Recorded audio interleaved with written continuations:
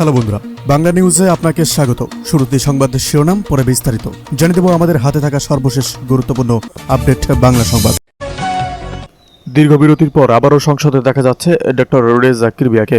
বিএনপির নীতি নির্ধারণী পর্যায়ে তার অন্তর্ভুক্তি দলের ভেতরে ও বাইরে কি প্রভাব ফেলেছে সেই অন্দরমহলের খবর আমাদের কাছে। তৃণমূলকে কেন শান্ত থাকতে বললেন? লন্ডন থেকে দেওয়া এক বিশেষ বার্তায় বিএনপি নেতাকর্মীদের কোনো উস্কানিতে পা না দেওয়ার নির্দেশ দিয়েছেন তিনি।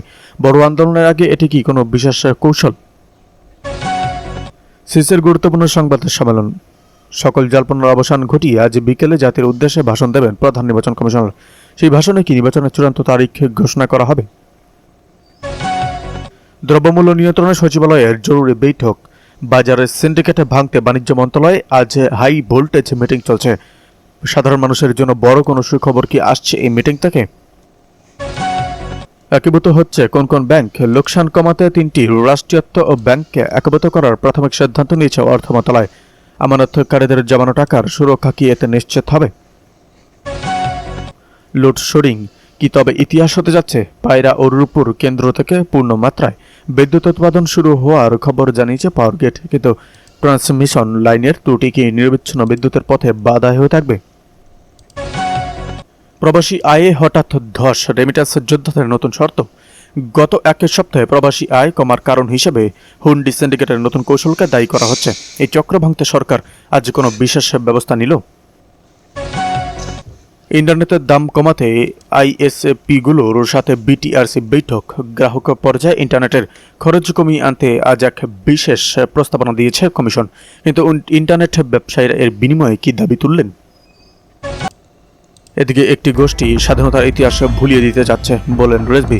বিএনপির জ্যেষ্ঠ যুগ্ম মহাসচিব ও প্রধানমন্ত্রীর রাজনৈতিক উপদেষ্টা রুহুল কবির রিজভী বলেছেন, একটি গোষ্ঠী স্বাধীনতার ইতিহাস ভুলিয়ে দিতে চাচ্ছে, কিন্তু কোনো চক্রান্তই সফল হবে না। 30 লাখ শহীদের রক্তের বিনিময়ে অর্জিত স্বাধীনতা কোনো চক্রান্তের মাধ্যমে মুছে ফেলা যাবে না। গতকাল রবিবার রাজধানীর শেরেবাংলা নগরে জিয়া উদ্যানে প্রয়াত প্রেসিডেন্ট জিয়াউর রহমান ও সাবেক প্রধানমন্ত্রী বিএনপি চেয়ারপারসন মরহুমা বেগম খালেদা জিয়ার কবরে শ্রদ্ধা জানানো শেষে রিজভী এসব কথা বলেন। জাতীয়তাবাদী মুক্তিযুদ্ধ প্রজন্ম দল এই শ্রদ্ধা জানানোর আয়োজন করে। রুহুল কবির রিজভী মন্ত্রীদের উদ্দেশ্য করে বলেন, সরকারের মন্ত্রীদের সদা সতর্ক থাকতে হবে। নানা দিক থেকে নানা ঘটনা ঘটতে পারে, এসব মোকাবেলার প্রস্তুতি আপনাদের থাকতে হবে। প্রধানমন্ত্রী দেওয়া প্রতিশ্রুতি পূরণের কাজ করতে হবে। হাম মোকাবেলার আগে থেকেই সতর্ক অবস্থান নিলে এমনটা হতো না। আগে থেকে এটা মোকাবেলার জন্য স্বাস্থ্য মন্ত্রণালয়কে প্রস্তুতি নিতে হতো। হামের জন্য আর কোনো মৃত্যু না ঘটে সেই ব্যবস্থা আপনাদের নিতে হবে। জ্বালানি সংকট নিয়ে তিনি বলেন, জ্বালানি সংকটে বিএনপি তৈরি করেনি, এটা আন্তর্জাতিক সংকট, কিন্তু সেটাও ধীরে ধীরে আমরা কাটিয়ে উঠছি। রিনিউয়েবল এনার্জি, নবায়নযোগ্য শক্তি নিয়ে তারেক রহমান যে প্রতিশ্রুতি দিয়েছেন তা তিনি অবশ্যই করবেন। পাকিস্তান রুফটপ সোলার প্যানেল বসিয়ে জ্বালানি চাহিদা মেটাচ্ছে। সরকারের কাছে অনুরোধ করব রুফটপ সোলার প্যানেলে ট্যাক্স শূন্যের কাছাকাছি নিয়ে। এদিকে সংসদে 5+ এবং 5 চলে, তার বাইরে চলে কি প্রশ্ন মাহফুজের। সংসদীয় কর্মকাণ্ড এবং জনজীবনের ক্রমবর্ধমান সংকট নিয়ে সংসদ সদস্য ও রাজনৈতিক দলগুলো কর্মকাণ্ডে করা সমালোচনা করেছেন অন্তর্বর্তী সরকারের সাবেক উপদেষ্টা মাহফুজ আলম। বৃহস্পতিবার রাতে নিজের ভেরিফাইড ফেসবুক পেজে এক পোস্টে তিনি সংসদীয় কর্মকাণ্ড নিয়ে সমালোচনা করেন। পাঠকের জন্য তার ফেসবুক পোস্টটুকু তুলে ধরা হলো। গত 2 সপ্তাহ সংস্কার বিচার আলাপ কোথায় গেল? জ্বালানি সংকট, হামে মৃত্যু, শিশু মৃত্যু, জ্বালানির জন্য কৃষকের মৃত্যু, লোডশেডিং, অর্থনীতির বেহাল দশা, নাগরিক নিরাপত্তাহীনতা ইত্যাদি নিয়ে আলাপ কই? বাটোয়ারা করে নিজেরা চালাবেন, আবার দুপুরে এক পক্ষ মারবেন, রাত্রে আরেক পক্ষ মারবেন। এভাবেই কি জনগণকে ধোঁকা দেওয়া হবে? স্থানীয় সরকারের অফিসে দেওয়া হচ্ছে এমপিদের। এদিকে কতবার সংসদ সদস্য হওয়া যাবে তা সীমাবদ্ধ করার পক্ষে নওশাদ জামির। দ্বিতীয়বার নির্বাচন করে প্রথমবার সংসদে আসা নওশাদ জামির চাইছেন কেউ যেন 3-4 বারের বেশি সংসদ সদস্য হতে না পারেন, এমন নিয়ম হোক। সোমবার জাতীয় সংসদের রাষ্ট্রপতি ভাষণে ধন্যবাদের প্রস্তাবের ওপর আলোচনায় অংশ নিয়ে প্রস্তাব রাখেন পঞ্চগড় 1 আসনের বিএনপির এই সংসদের সদস্য। বেলা 3টায় স্পিকার হাফিজউদ্দিন আহমেদের সভাপতিত্বে সংসদের অধিবেশন শুরু হয়। নওশাদ জামির বলেন, প্রধানমন্ত্রী বলেছেন তিনি 2 বারের বেশি প্রধানমন্ত্রী থাকতে চান না। মাননীয় স্পিকার, আপনার মাধ্যমে আমি একটি প্রস্তাব রাখতে চাই। এটি আমার ব্যক্তিগত অভিমত, আমার দল কিছু বলেনি। তা হলো কোনো এমপিরও 2 বা 3 বা 4 বারের বেশি থাকা উচিত নয়। কেন তা চাইছেন তার পক্ষে যুক্তি দেখে তিনি বলেন, এর কারণ হলো আমরা 20 কোটি লোকের দেশ, আমাদের পরবর্তী প্রজন্মের জন্য জায়গা ছেড়ে দিতে হবে। সাবেক স্পিকার মোহাম্মদ জমিরুদ্দিন সরকারের ছেলে 2018 সালে প্রথম সংসদ নির্বাচনে প্রতিদ্বন্দ্বিতা করেন। পঞ্চগড়ের ওই আসনে 1979 সালে প্রথম সংসদ সদস্য ছিলেন তার বাবা জামির উদ্দিন সরকার। তিনি মোট 5বার সংসদ সদস্য হয়েছিলেন। 8ম জাতীয় সংসদের স্পিকার ছিলেন তিনি। জুলাই সংসদে সংবিধান সংস্কারের যে প্রস্তাব রয়েছে তা বাস্তবায়িত হলে এই এক ব্যক্তির দুবারের বেশি প্রধানমন্ত্রী হওয়ার সুযোগ আর থাকবে না। তবে কারো বারবার সংসদ সদস্য হওয়ার পদ্ধতি অবারিতই থাকছে। এদিকে শিক্ষা পদক্ষেত্র বললেন ইসলামী ছাত্র আন্দোলন। শিক্ষা প্রতিষ্ঠানগুলোতে জ্ঞানচর্চা, মত প্রকাশ স্বাধীনতা ও পারস্পরিক শ্রদ্ধার নিরাপদ ক্ষেত্র হিসাবে গড়ে তোলার দাবি জানিয়েছেন ইসলামী ছাত্র আন্দোলন বাংলাদেশ।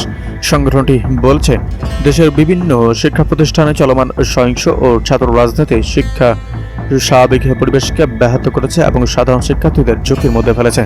বৃহস্পতিবার ঢাকা বিশ্ববিদ্যালয়ের মধুর ক্যান্টিনে আয়োজিত এক সংবাদ সম্মেলনে সংগঠনের কেন্দ্রীয় সভাপতি মুনতাসির আহমেদ বলেন, চট্টগ্রাম সিটি কলেজ সহ বিভিন্ন শিক্ষা প্রতিষ্ঠানের ছাত্র সংগঠনগুলোর মধ্যে সংঘর্ষ ও পেশি শক্তি প্রদর্শন এবং সহিংস কর্মকাণ্ড গভীর উদ্বেগজনক। তিনি বলেন, শিক্ষা প্রতিষ্ঠান হওয়া উচিত জ্ঞান চর্চা, মত প্রকাশ স্বাধীনতা ও পারস্পরিক শ্রদ্ধার নিরাপদ ক্ষেত্র, কিন্তু বর্তমান ব্যবস্থাপনায় বা বাস্তবতায় ছাত্র রাজনীতি নামে সহিংসতা ও ভীতির সংস্কৃতি শিক্ষার্থীদের স্বাভাবিক শিক্ষা জীবন ব্যাহত করছে।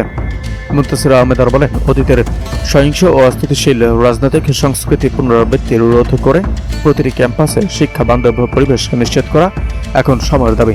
এক্ষেত্রে শিক্ষার্থীদের সচেতন ও ঐক্যবদ্ধ ভূমিকা পালনের উপর গুরুত্ব আরোপ করেন তিনি। সংবাদ সম্মেলনে প্রশাসন ও আইন শৃঙ্খলা বাহিনীর প্রতি দোষীদের দ্রুত শনাক্ত করে গ্রেপ্তার ও দৃষ্টান্তমূলক শাস্তি নিশ্চিত করার আহ্বান জানানো হয়। পাশাপাশি শিক্ষাঙ্গনে দায়ী এবং স্থায়ী শান্তি প্রতিষ্ঠায় কার্যকর পদক্ষেপ গ্রহণের দাবি জানানো হয়। এদিকে 2 মন্ত্রী ও 1 এমপি দেরিতে আসায় সংসদের কাজে ছন্দপতন। সংশ্লিষ্ট 2 জন মন্ত্রী ও 1 জন সংসদের সদস্য যথাসময়ে ও অধিবেশনে উপস্থিত না থাকায় সংসদের কার্যক্রমে ছন্দপতন হয়েছে।